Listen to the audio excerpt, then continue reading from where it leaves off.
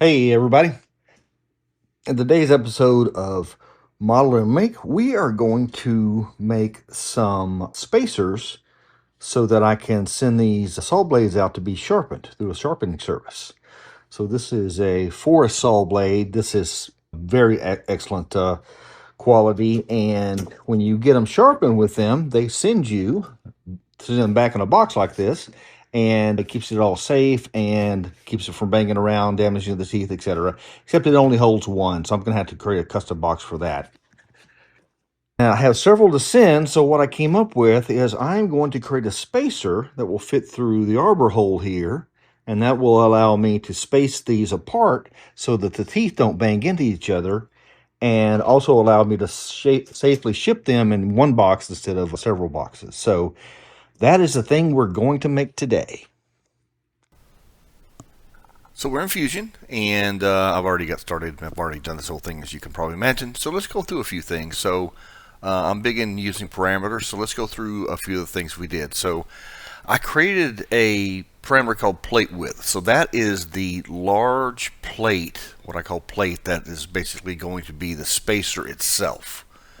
So I chose 100 millimeters. I looked at a ruler. I'm like, that's probably pretty. That's big enough to where it provides some stability between the saw blades, and it also won't let them tip one way or the other, and it doesn't use up too much filament. So I went with that. And then I have a thing called an insert width, which is the smaller circle here, and that's what actually goes into the arbor hole in the middle of the saw blade. This is taken from that measurement. So the saw blade is 16 millimeters. Actually, it's a little bit bigger than that. I just chose 16 because I wanted a really tight fit. And then the depth is actually kind of variable, and we'll go through this in a minute. Basically, I changed this. This is the end result. And I totally changed the way that I did stuff, and that's why I'm actually making this video, because it was a very interesting transition from what I initially thought I was going to use this for and how I ended up using it. Plate depth is 3 millimeters. That is, again, the thickness of the actual spacer itself, and 3 millimeters allows us to have enough clearance between the two blades, because if you're not into saw blades, basically the teeth and the blade, the flat part, are not the same thickness in many cases. So the blade is a little bit less than 3 millimeters. The teeth are 3 millimeters, which is 1/8 of an inch. So what happens is the blade actually is smaller than the teeth, so that there is room for the sawdust to go somewhere after it's been cut. And then finally, the bottom insert depth is 1 millimeter. I'm not sure I used that or not. We'll have to go check. So anyway, here is my sketch that I have. If we go and edit it, you can see it's just 2 circles. And I just created a circle based on the center point there of the plane.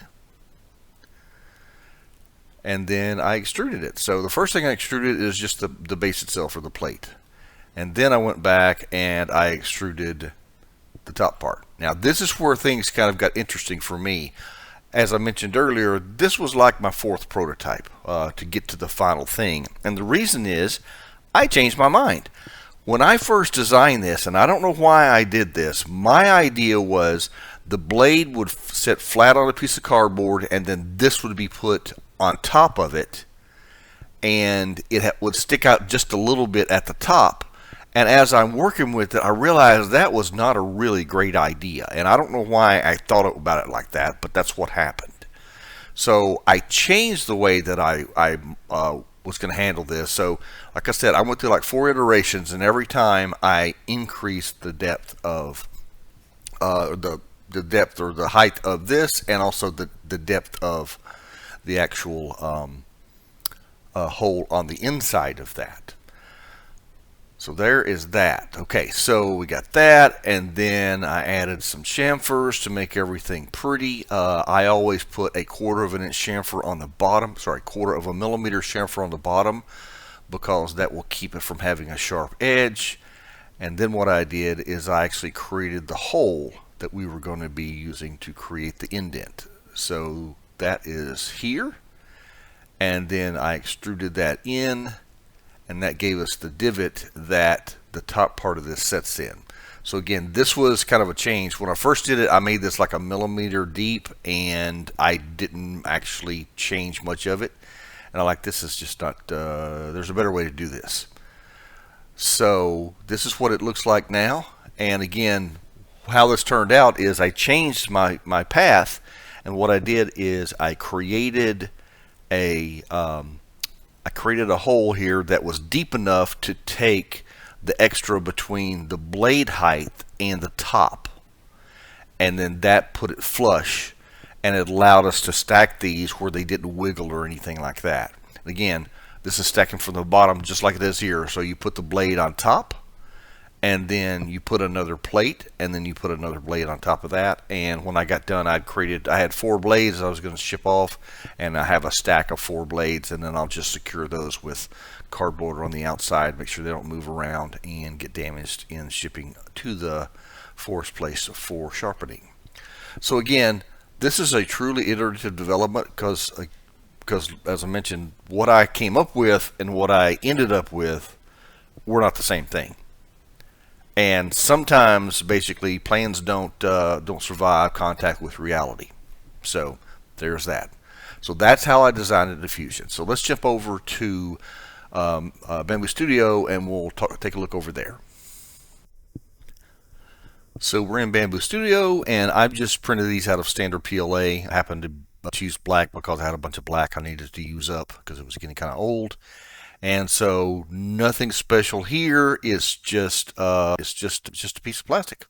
So the only thing that I changed was I had to change the supports, because as I modified the depth of this hole here, it became more evident that I had to use supports. And so what I did is I used a standard default tree support, and then everything else is pretty much just the default. So I didn't really change anything besides turning it on.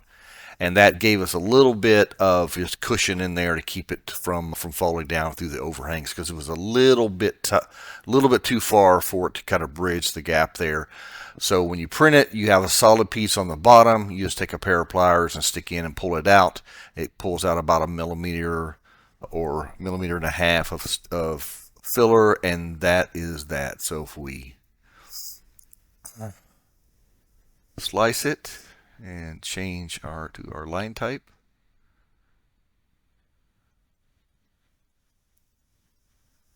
you can see where it does that. So I'll zoom in a bit. So again, nothing complicated. That's just to keep it going. And again, really simple here. This is one of the simplest things I did. And it takes about 30 minutes to print out. So yeah, so I got this done in a couple hours, and 95% of that was just waiting for the print to get done, and then fitting it, and then figuring it out. Is this really what I had in mind? So there we go. Here we go. Let's put it together. So here's what turned out. So we put one down there, put a blade on top of it, another one,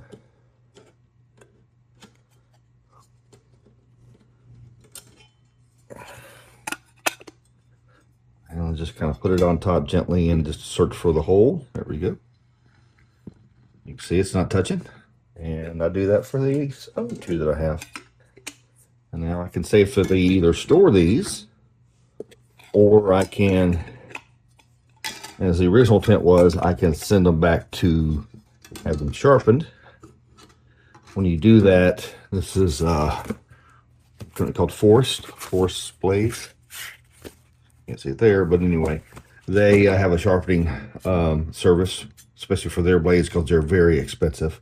And they charge a fraction of what it costs to sharpen, but that's it.